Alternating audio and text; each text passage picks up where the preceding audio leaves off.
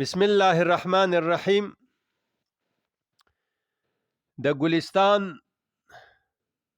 د اول باب سلورم نمبر حکایت شروع کو. حکایت: طایفه دزدان عرب بر سر کوه نشسته بودند و منفذ کاروان بسته. رعیت بلدان از مکاید ایشان مرعوب و لشکر سلطان مغلوب. به حکم آن که ملاذ منیع از قله کوه گرفته بودند و ملجأ و مأوای خود کرده. مدبران ممالک آن طرف در دفع مضرت ایشان مشاورت کردند که اگر این طایفه همبرین نسق روزگار مداومت نمایند، مقاومت با ایشان ممتنع گردد. طایفه دزدان عرب یو ډله د غلو د عربونه، د عربو په ملک کې یو څو غلو ډاکوانو بر سر کوه نشسته بودند. په سر د یو غر باندې ناستو، یعنی دیره شوي وو. و منفذ کاروان بسته، د قافلې منفذ یې تړلی و. منفذ یعنی محل گذشتن، کوم ځای کې چې قافله د هغې تېرېده را تېرېدلو، هغه لارې وله تړلې وه، په دوی باندې لار وه، بس دوی به لوټ کول. رعیت بلدان از مکاید ایشان مرعوب. رعیت د ښارونو، بلدان جمع د بلد ده او بلاد هم وایي، دا بلد جمع راځي. نو رعیت د ښارونو از مکاید ایشان مرعوب، داغه مکرونو او هیلو د دوی نه مرعوب، روب کیو، یره کیو، یریدون کیو. و لشکر سلطان مغلوب بود، یعنی او لخکر د بادشاه مغلوبو، د هغوی هم پې زور نه رسېد، ورتلی پې نشو. به حکم آن که په سبب د هغې چې ملاذ منع از قله کوه گرفته بودن. ملاذ نه مراد دلته یعنی ځای د پناه، یو پناهګاه. منع نه مراد کلک او استوار او مضبوطه. از قله کوه گرفته بودن، د غر د څوکې نه نیولې وه، یعنی د غره په څوکه کې یو محفوظ پناهګاه دیو ځان له انتخاب کړی و، هغې کې ډیرو څوک پې ورتلی نشو. و ملجأ و ماوای خود کرده.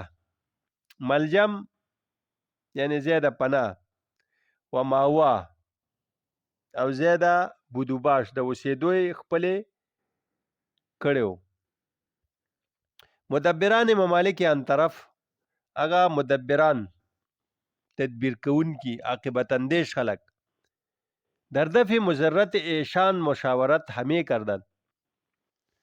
په دفع د مضرت د دوی کې، د دیو د ضررونو په دفع کولو کې چې د دیو نه به ځان څنګه بچ کو، مشورې کولې. همې کردن همدارنګه مشاورت کردن، یا بعضو گلستانونو کې همې کردن که اگر این طایفه همبرین نسق روزگار مداومت نمایند، که چېرې دا طایفه، دا د غلو دا ډله د ډاکوانو همبرین نسق هم په دې طریقه، په دې شکل، شیوه او روش باندې روزگار مداومت نمایند، څه زمانه همیشه والی وکړي او دلته پاتې شي، مقاومت به ایشان ممتنع گردد. مقابله به د دوی سره بیا ممتنع شي، یعنی غیر ممکن شي، بیا به څوک مقابله نشي کولی. درختی که اکنون گرفت است پای، به نیروی شخص برایت ز جای. وگر همچنان روزگار هله، وگر همچنان روزگار هله، بگردونش از بیخ بر نگسله. سری چشم شاید گرفتن به بیل، چو پر شد نشاید گذشتن به پیل.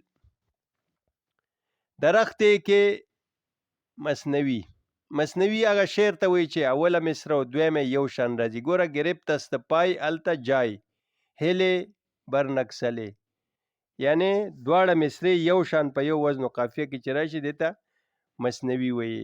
لکه څنګه چې د مصنوي شریف دی: بیشنوزنی چون حکایت می کنند، بیشنوزنی چون حکایت می کند، وز جدایی ها شکایت می کند. کز نیستان تا مرا ببرید ان، از نفیرم مرد و زن نالید ان. وړه دواړه مصرع یو شان راځي. درختی که اکنون گرفت است پای، هغه ونې چې الحال فی الحال ویښ نیولې دی، یو نیالګی دی بوټي دی تا وکرلو لا ونه شوې نه ده، نوې چا کرلې ده. نو به نیروی شخص برایت زجای، نیرو طاقت ته وایي، په قدرت او طاقت شخص د یو کس به برایت زجای د ځای نه را بهر شي. یو کس چې لاس ور واچي نوې نیالګی چې چا کرلی د ونې، هغه په یو قسم په یو لاس راویستی شي. او بعضې نسخو کې بنیروی مرد برایت زجای. بهرحال د ګلستانونو کې چې کم طالبان ګوري نو لږ ډېر فرق دی، خو د دې حل ګران دی، زما ټیم هم ډېر نیسي. ما سره چې کم مخې ته پروت دی دی کې چې څه راغلي همغه به وایم او تاسو دغه په خپله د هغې په معنی هم پوهېږئ. لږ ډېر لږ فرق بی ډېر بنی. وگر همچنان روزگار هلې به گردونش از بیخ برنکسلې. وگر همچنان که چېرې همدغه رنګه دغه نیالګی روزګار څه زمانه څه وخت هلې پرېږدې به گردونش از بیخ برنکسلې. گردونه ټانګې ته وایي، بګۍ هم ورته وایي، ټانګه بګي. او دا اصل عربه گاړې چې دوه غټې غټې پایي لکه د ټانګې، نو پخوا به یې داسې چل کولو چې مثال یو شیز بیا راښکوم په هغې اسبو مثلا ونې ګیر چاپېره به یې دغه که وکنسته، بیا به یې پکې پړې واچول او هغه ګاډۍ پورې لکه انسانانو د زور په ځای به هغه اس راښکه، هغه ګردونه پورې بیا وتړلو، نو دې به ډېر زور. اوس خو نور وسایل مشینریانې رووتې، خو د هغه زمانې خبره ده. سعدي بابا وایي چې څه زمانه پرېښه نو په ګردونه به هم تا ته مشکلات دي، په ډېر مشکل به وباسي چې هغه ګاډۍ پورې اس وتړی د ټانګې په شاني او بیا یې راکاږي نو ډېر مشکلات به وي. او چې په وخت د یو شي یا یو بیماري ده اول تا ته ولګېده نو دفع اسانې چې څه زمانه هغه پاتې شي، نو اول په لږې دوایي او په لږ علاج سره کېږي فریض سره، او بیا چې کله د هغې بیمارۍ جړلې مضبوطې شي، مثال یې دغه ښیي سعدي بابا. نو بیا به په ګردونه باندې هم د ویښه ونه باسې، په ماشین آلاتو لکه ته په مشکلاتو به وباسې. او چا د دې دا معنی کړې ده، خو دغه غلط دی چې ګردون اسمان ته وایي، یعنی په آسماني طاقت سره به دا څه نه کې د ویښه ونه باسې. نو دا ترجمه صحیح نه ده، دا تشریح. ولې چې موږ به داسې تشریح کوو ګردون وایي، خو هلته ولې دغه نالې چې ګردونه دغه ګاډۍ ته وایي چې راکاږي او ونه پې وباسي. ټیک ده چې ګردون د اسمان په معنی هم راځي، خو دغه ترجمه او تشریح ځکه صحیح نه چې په آسماني تایید او طاقت سره هم ته دا خو د دغه سره خلاف راځي د قرآن او حدیث، نو داسې تشریح به موږ نه کوو چې هغه د دغه سره په ټکر کی. سری چشم شاید گرفتن به بیل، چو پر شد نشاید گذشتن به پیل. وی د چینې سر چې د اول د غرونو کې د چینه را خوټ کېږي، اول دا په اسانۍ دا ته بندول هم شي، اوبه بندې شي واپس په شا لاړ شي. کله چې دا کولو شي مثاله همداسې بیګي بیګي او مخې ته یې څه کندي، نو هغه به وایي دومره ډکه شي، اوس په یو بیلچه هم خوره وروله دغه به بند کې چینه به دفع شي، که په بل طرف یې لار وکړو که نه د اوبه به ودرېږي نه به روځي. چې کله دا یو ځل جاري شي بیا به مشکلات وي. غټې غټې چینې دي غرونو کې، نو بیا د دې چینې نه چې دومره اوبه به جمع شي که مخې ته څه داسې کند او خوړي چې هغه به په اتي باندې چې سور شي هم نشي پورې وتی. مطلب دا دی چې په اول کې دار شي دفع پکار ده، که بیماري که دشمني. دلته بعضې نسخو کې میل راغلی، به میل، خو دا بیل صحیح دی. بیل بیلچې ته وایي، سیده ساده خبره ده. په بیلچه باندې بیل څه ته وایي؟ بیلچې ته وایي. په بیلچه اکثر د کله چې سړی پټي اوبه کوي نو دی کې بیلچه استعمالیږي، نو دا بیل صحیح دی چې کوم نسخو دا لیکلی دی. او میل سلایي ته وایي یا میل د اوسپنې دغه ته هم وایي، اوږد سیخ ته. به هر حال دا بیل صحیح دی. سخن بر این مقرر شد که یکی را به تجسس ایشان برگماشتن. خبره په دې مقرر شوه دیو چې مشوره وکړه، یو لری په جاسوسۍ د دوی مقرر کړ چې د دوی مخبري وکړي، د دوی حالات معلوم کړي چې څه ټیم راځي او څه وخت کېږي او په کومو لارو ځي. به هر حال و فرصت نگاه می داشتن، او هغوی موقع په نظر کې ساتله چې په موقع په دیو حمله وکړي چې دیو تللی او راشي تا وقت که بر سر قوم رانده بودن. تر هغه وخت دیو قابو موقع ساتله چې دیو په یو قوم باندې رانده بودن. راندن خو زغلولو ته وایي چې اسونه پې ورزغلی، خو دلته مراد چې ډاکۍ والې وه، په یو قوم ورغلي وو و مقام خالی مانده او ځای خالی پاتې و. تن چند مردان واقع دیده جنگ آزموده را بفرستادن. یو څو تنه سړي چې هغه واقع دیده و، جنگ دیده و، جنگ آزموده و، تجربه کار و، بفرستادن، ویلېږل دې مدبرانو د حکومت تا در شعب جبل پنهان شدن. شعب درې ته وایي چې په دره د غر کې پټ شو. و شبانگاه کې دزدان باز آمدن. شبانگاه په وخت د شپې کې دزدان باز آمدن چې غله واپس راله، غلا پسې تلي وو. سفر کرده و غارت آورده. سفر یې کړی او مال د لوټې راوړی و. که آورده وی هم صحیح دی او که آورده دا عام دواړه رواج د دې تلفظونه، خو اصل آورده دی. سلاح هستن بگشادن. سلاح هم وی او سلاح هم وی. سلاح وسله دا وجود نه جدا کړه. کمې ټوپکې وي یا غشي لیندې وي، هر څه چې وو هغه وسلې کوزې کړې. ورخت سفر بنهادن. سامان د سفر هم کېښود چې څه راوړي ځان سره، غلا کړي وو. و نخستین دشمن که بر سر ایشان تاخت آورد خواب بود. اولنی دشمن چې په دیو باندې حمله وکړه، تاخت و تاز حمله ته وایي، خوب و. اولنی دشمن یې خوب و چې دیو ډېر ستړي وده شو. چندان که پاس از شب بگذشت. څرنګه به مجرد چې فاسې یعنی یو حصه د شپې تیره شوه چې ښه دی وده شو. په اول وخت هم پې دوی حمله ونه کړه د کسانو. قرص خورشید در سیاهی شد. یونس اندر دهان ماهی شد. یونس هم تلفظ کیږي او یونس دام کیږي. یونس علیه السلام مراد دی. قرص خورشید در سیاهی شد. ککوړې دا نور په توروالی کې شو، یعنی په سیاهی د شپې کې ور ډوب شو. لاړو شد په معنا د رفت. یونس اندر دهان ماهی شد.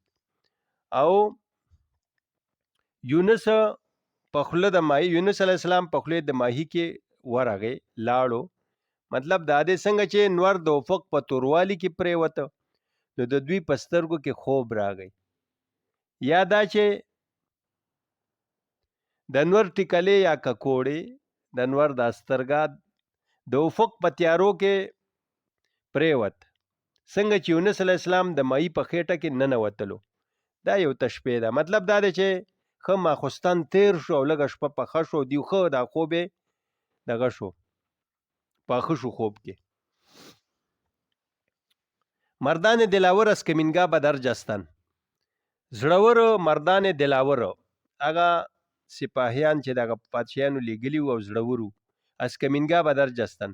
کمینگاه، کمین کوم ځای کې چې انسان دشمن ته پټېږي، مورچه غوندې کومې مورچې چې دوی نیولې وې د هغې نه بدر جستن، بهر یې ټوپ والو، بهر شول. و دست یگان یگان بر کتف بستن. او لاس د یو یوې په اوږو پورې وتړل. بس اچانک پې ورولل خوځېږی ما، هغوی سترګې مګلې ټولې ګرفتار کړه، لاسونه یې وله وتړل، چل نه ورتلو. وسلې خو ایښې وې، وسلو ته یې لاس کولی نه شي او دوی پې همدقسې ودرېده. و دست یگان یگان، دا بعضی پارسی زبان دا یکان یکان وی، یک یو ته وی، نو یکان یکان یعنی یو یو. دا دواړه تلفظه جهان فارسی کې څوک یگان یگان وی، څوک یکان یکان وی، دواړه صحیح دي. برکت بستن. و بامدادان به درگاه ملک حاضر آوردن. او په وخت د سحر کې به درگاه ملک په دربار د شاه کې، بادشاه کې حاضر آوردن. حاضر راوړل یعنی رای وستل، ټول یې حاضر کړه.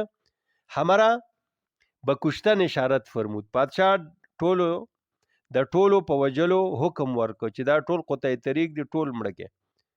اتفاقا د اتفاقاتو نه دران میان جوانی بود. په دغه میانس کې یو ځوانو که میوه عنفوان شبابش نو رسیده، چې میوه د عنفوان د ځوانۍ د هغه نوې رسېدلې وه.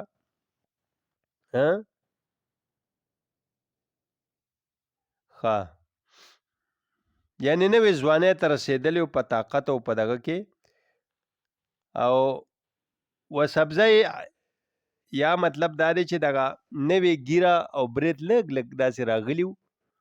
وسبزی ګلستان عذارش نو دمیده بود او هغه شینکې دا باغ دا مخې نوې ټوکېدلې و، یعنې لږ لږ ویښته په مخ باندې را پشم غوندې نو دمیده بود، نوې شین شوی و. یکی از وزیران یا یو نسخه کې یکی از وزرا دواړه صحیح دي. یو د وزیرانو پایتخت ملک را بوسه داد، پایتخت د پادشاه ښکل کو، یعنی آداب بشاهی په ځای راوړو، سر یې ورته ټیټ کو او وایي زه تاسو ته یو عرض وړاندې کوم. وروی شفاعت بر زمین نهاد او مخ د شفاعت یا سفارش په ځمکه کېښود و گفت وی این پسر هنوز از باغ زندگانی بر نخورده است. دی هلک تر اوسه پورې د باغ د ژوندون نه میوه نه ده خوړلې، د خپل ژوند د باغ نه د ځوانۍ نه فایده نه ده اخیستې. و از ریعان جوانی تمتع نیافته. ریعان د یو شي اولنی او بهترین دغه ته وایي، دې ته ریعان وایي، یعنی اول جوانی، بهترین موسم د ځوانۍ، بهترین موقع او موسم د یو شي ته ریعان وایي. نو دغه دا بهترین وخت د ځوانۍ نه تمتع نه یافته، نفع نه ده اخیستې. توقع به کرم و اخلاق خداوندی آنس، امید په کرم او په مهربانۍ او د اخلاقو دا حضرت شاه دا دی، موږ زستانه دا توقع کوم که به بخشیدنې خونې وو بر بنده منت نهد، چې په بخلو په معاف کولو د خون د په بنده باندې احسان کیږدي، یا په صيغه غایب سره او یا بر بنده منت نه. پادشاه ته ویو د ستا د کرم نه دا توقع مو چې د وینې په معاف کولو په ما باندې احسان کېږدي، دا به په ما احساني، دا نوې ځوان شوی دی او دا مه وژنه او د ده به زه تربیت وکړم او صحیح اخلاق د اغلا نه به ووړي، داسې که نه دی مه وژنه. د هغه په ډېر زړه وسوځېد چې نوې ځوانۍ ته رسېدی او ډېر ښکلی ځوان و. ملک رو یزین سخن در هم کشید. پادشاه مخ د دې خبرې نه راخ کو، اعراض یې وکړو و موافق رای بلندش نیامد، او مطابق د رای دا اوچت داغه د عالی فکر سره دا خبره موافق رانله، د مافی خبره دا یې خوښه نه کړه. و گفت او وی ویل فرد پرتوی نیکان نگیرد هر که بنیادش بد است، پرتوی نیکان نگیرد هر که بنیادش بد است، تربیت نا اهل را چون گردگان بر گنبد است، تربیت نا اهل را چون گردکان بر گنبد است. په کاف او گاف دواړو سره د دې تلفظ مستعمل دی. پادشاه ورته ویلي چې پرتو رڼا ته وایي، رڼا د نیکانو به ونیسي هر هغه څوک چې د هغه ذات بد وي، بنیاد یې بد وي، د هغې روش یا رڼا به وانلي، اثر به وانلي، نالي. تربیت نا اهل را د داسې رزیل او پس فطرت و تربیت چون گردکان بر گنبد است، لکه غزان په گنبد دی. گردکان چې دی نو دا جمع د ګرده یا ورته هغوی ګردو وي، ګردو د شینولي ته وي، دې ته د ماشومان چې پې لوبې کوي دې ته ګردو وي. خو مطلق دا دی چې هر شیز ګرد او مدور وي دې ته څه وي؟ ګردو یا ګرده وي. او ګردګان یې جمع شوه، دا د غوز په معنی نه دی، خو صرف د غوز موږ په دې معنی بالو، اکثر خلک دا د غوزانو په معنی علي. نو صحیح ده دا ګرده په معنی چې ګرده ګول سیز ته وي او ګردو هغوی شینولي ته وي یا بلوري د ماشومان چې پې لوبې کوي. نو وایي تربیت د ناهل لکه دا شینولي چې په ګمبز ورغورځوي نو هغه نه ودرېږي، هغه برغړ دغه کېږي، غورځېږي خامخا، قرار نه نیسي. ولې ګمبز داسې ګول لکه دا زیارتونه چې داسې ګول دغوي نو دا پې نه ټینګېږي. نو داسې وایي ده کې دغه نصیحتونه او دا اثرات دا ځای نه نیسي دیو دماغو کې. دیو فطرت اوس خراب شوی دی، پلار په نیکه د دیو د غله او ډاکوانو چې موږ دا نور مړه کړو، نو دا هم د ده فطرت هم دغه دی، دا اوس نه کېږي. نو پادشاه دا رای ورکړه نسل و بنیاد اینان منقطع کردن اولاترس نسل او چا دلته کې بنیاد په ځای فساد یو نسخه کې راغلی نسل او فساد د دوی منقطع کردن کټکول اولاترس بهتر دی که آتش کشتن و اخگر گذاشتن و افعا کشتن و بچاش نگاه داشتن کار خردمندان نیست. تاسو کوشش د جملو ته کوي چې کله تاسو عبارت سی وای معنی اسانیږي نو کوشش بدا کوي چې یو جمله کم زی پورې ده نو ګوره دا یو جمله ده نسل و بنیاد اینان منقطع کردن اولاترس یو خبره دا دیزی پورې بل خبر ده مثال ورکي که آتش کشتن و اخگر گذاشتن و افعا کشتن و بچاش نگاه داشتن کار خردمندان نیست دا یو خبره شو چې اور وجلو یا آتش نشاندن اور کینولو د فکول و اخگر گذاشتن او سکروټه پرې خودل و افعا کشتن او مار وجل تور مار وجل خطرناک مار ته افعی وی پرسیوانان افعام وی او افعیم وی و بچاش نگاه داشتن کار خردمندان نیست ته یو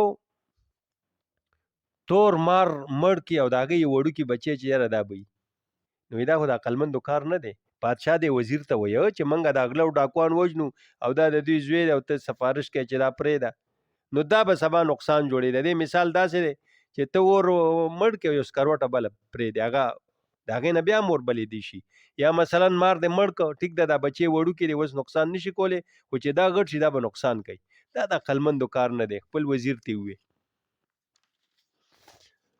ابر اگر با آب زندگی بارد هرگز از شاخ بید بر نخوری ابر اگر آب زندگی بارد هرگز از شاخ بید بر نخوری با فرومایه روزگار مبر کز نئی بوریا شکر نخوری ابر اگر آب زندگی بارد اوبه کچره اوریاس کچره آب زندگی آب حیات وریه آب حیات دا دی چې باران چې وشي نو اکثر هر شي له ژوند ورکړي شیزونه ژوندي کوي ګیاګانې راشنې کوي خو هرگز از شاخ بید بر نخوري خو ته به هیڅ کله د ونې د خرولې د څانګې نه میوه ونه خورئ د هغې په فطرت او خټه کې چې کومه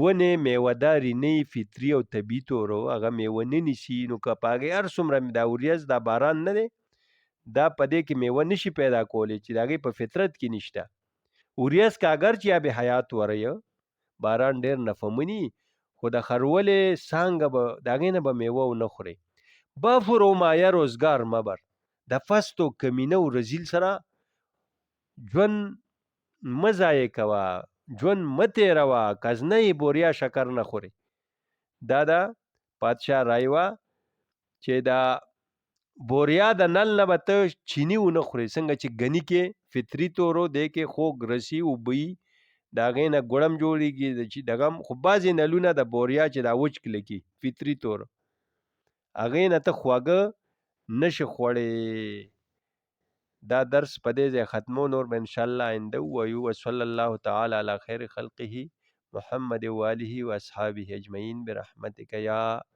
ارحم الراحمین